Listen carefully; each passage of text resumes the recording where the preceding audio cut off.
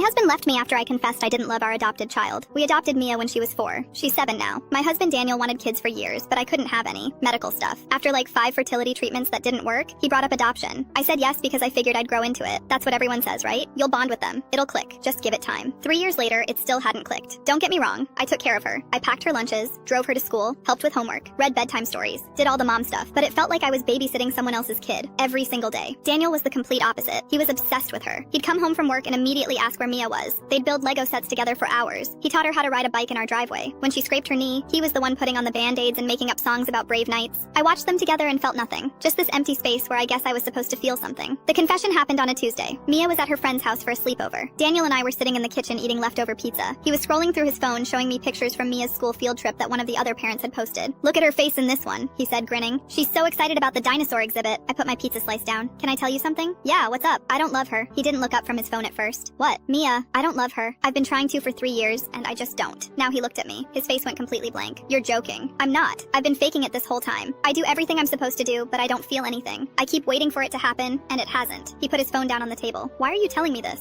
"Because I'm tired. I'm tired of pretending. I thought maybe if I said it out loud we could figure something out." "Figure what out?" "How to fix the fact that you don't love our daughter." "She's not my daughter, that's the problem. She's yours. I see how you are with her and I'm not like that. I don't know how to be like that." Daniel stood up. He grabbed his keys off the counter. "Where are you going?" I asked. "I need to not be here right now." He left. I heard his car start in the driveway and then pull out. I finished my pizza slice and cleaned up the kitchen. When I went to bed, his side was empty. He came back the next morning while I was making coffee. He didn't say anything, just went upstairs and started packing a bag. I stood in the doorway of our bedroom watching him throw clothes into a duffel. "Daniel, I'm staying at my brother's place." "For how long?" "I don't know. I need to think." "About what?" He stopped packing and looked at me. "About whether I can be married to someone who doesn't love my kid." "Our kid," I said, but it sounded wrong even as I said it. "No, you just made it clear she's not yours." He zipped up the bag and walked past me down the stairs. I followed him to the front door. "What about Mia? What are we going to tell her?" "I'll pick her up from school today. She'll stay with me at my brother's. I'll figure out what to tell her." "You're taking her?" "Yeah, I am." He opened the door and left. I stood there looking at the empty driveway for probably 10 minutes before I went back inside. That was 6 weeks ago. He filed for divorce 3 weeks after he moved out. We did the paperwork through lawyers. He wants full custody. I didn't fight it. I saw Mia once since then. Daniel brought her by to pick up some of her toys she'd forgotten. She ran straight to her room without looking at me. Daniel stood in the doorway the whole time, arms crossed. When Mia came back down with a stuffed elephant, she hugged it to her chest and asked Daniel if they could leave. "Yeah, we can go," he said. Mia walked out first. Daniel looked at me for a second before following her. No words, just that look. The divorce should be finalized in about 2 months. Daniel's keeping the house since Mia's school is nearby. I'm moving into an apartment across town. My lawyer said I'll probably have to pay child support, which is whatever. I already transferred the first payment last week. My mom called yesterday asking what happened. Daniel's mom must have told her. I gave her the short version. We're getting divorced. He has Mia. I'm moving out. "But why?" she kept asking. "You two seemed fine." "We weren't fine." "Did he cheat?" "Did you cheat?" "No, nothing like that." "Then what happened?" I almost told her the truth but stopped myself. Instead I said, "We just wanted different things." She didn't buy it but eventually dropped it. I'm supposed to have supervised visitation rights once a month after the divorce.